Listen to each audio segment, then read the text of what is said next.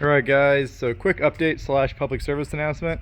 I'm running this rough country, pretty cheap spacer lift on my Pioneer 1000, and I thought this side looked a little funny.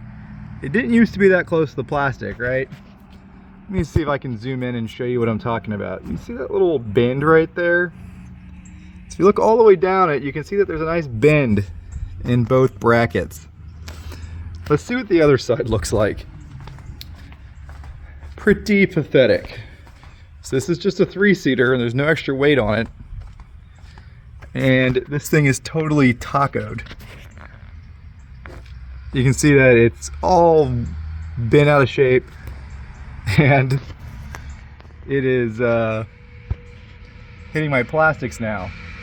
So it used to come up a little bit, it was straight to come up a little bit, but now it is really bent.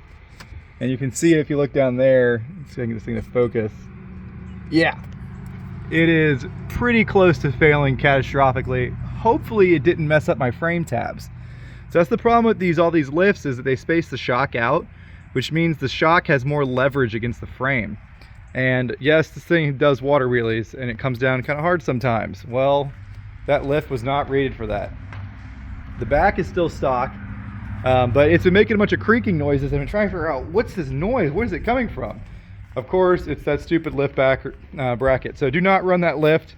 I'm gonna have to get me some forward arms, either the new CFAB for the 2022, or I'll have to go with the, what do you call them? Texas Tough Customs. The only reason I put that lift on there was because they rub ever so slightly. Right here, you can kind of see these 33s.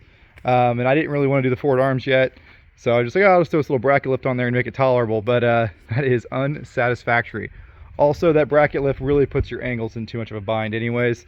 So it's coming off and going in the trash. That was a waste of $100.